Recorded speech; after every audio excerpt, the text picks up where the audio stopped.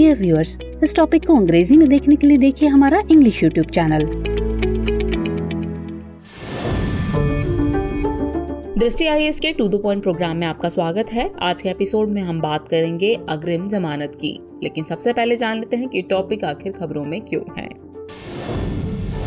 हाल ही में supreme court ने कर्नाटक लोकायुक्त द्वारा दायर एक याचिका पर सुनवाई के लिए सहमति व्यक्त की।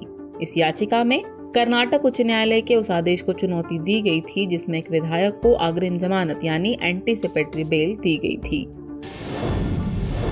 चलिए जानते हैं कि जमानत क्या होती है। जमानत का अर्थ कानूनी हिरासत में रखे गए व्यक्ति की सशर्त रिहाई है। हालांकि इसे भारतीय कानूनों में स्पष्ट रूप से परिभाषित नहीं किया गया है। वहीं दंड प्रक्रिया संहिता यानी CRPC जमानती और गैर जमानती अपराधों के बीच अंतर करती है। चलिए अब नजर डालते हैं जमानत के प्रकारों पर। CRPC 3 प्रकार की जमानत को परिभाषित करता है। पहला है धारा 437 और 439 के तहत नियमित जमानत। इसमें ऐसे व्यक्ति को रिहा करना जो पहले से ही गिरफ्तार है और पुलिस हिरासत में रखा गया है। दूसरा है अंतरिम या अल्पकालिक जमानत। जब नियमित या अग्रिम जमानत की अर्जी अदालत के समक्ष लंबित हो तब यह जमानत मिलती है। और तीसरा प्रकार है अग्रिम या गिरफ्तारी पूर्व जमानत। यह केवल सत्र न्यायालय और उच्च न्यायालय द्वारा जारी की जाती है। तो चलिए समझते हैं कि अग्रिम जमानत क्या है। अग्रिम जमानत यानी गिरफ्तारी पूर्व जमानत यानी प्री अरेस्ट बेल है। यह न्यायालय का वह निर्देश है जिसमें किसी व्यक्ति को उसके गिरफ्तार होने से पहले ही जमानत दी जाती है। गौरतलब है कि 1969 में 41वें विधि आयोग ने अपनी रिपोर्ट में CRPC में इस तरह की जमानत का प्रावधान शामिल करने की सिफारिश की थी।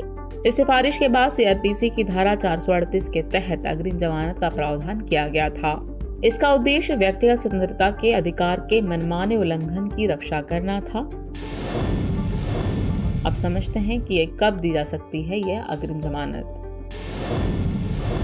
जब किसी व्यक्ति के पास यह विश्वास करने का कारण हो कि उसे गैर जमानती अपराध करने के आरोप में गिरफ्तार किया जा सकता है, तब न्यायालय यह निर्देश दे सकता है कि इस तरह की स्थिति में गिरफ्तारी से पहले ही उसे जमानत पर रिहा कर दिया जाए। इसी तरह धारा 438 को 2005 में संशोधित किया गया, जिसके बाद अग्रिम जमानत देने के लिए सिद्धांत निर्धारित किए गए हैं, जैसा क्या अभियुक्त एक आदतन अपराधी है या उसके सबूतों के साथ छेड़छाड़ करने की संभावना है या पहले किसी संज्ञेय अपराध के लिए वह गिरफ्तार किया गया है।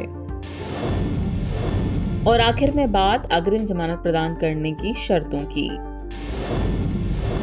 अग्रिम जमानत प्रदान करने की शर्तें कुछ इस तरह से हैं। पहली है आवश्यकतानुसार व्यक्ति पुलिस अधिकारी द्वारा पूछताछ के लिए हाजिर होगा। दूसरा है वह व्यक्ति मामले के तथ्यों से परिचित किसी भी व्यक्ति को अदालत या पुलिस के सामने गवाही से रोकने के लिए प्रत्यक्ष या अप्रत्यक्ष रूप से कोई प्रलोभन, वादा या धमकी नहीं दे सकता है। तीसरा है वह व्यक्ति न्यायालय की पूर्व अनुमति के बिना भारत नहीं छोड़ सकता है। और आखिरी शर्त है इसके अलावा ऐसी अन्य शर्तें जो धारा 437(3) के तहत लगाई जा सकती हैं।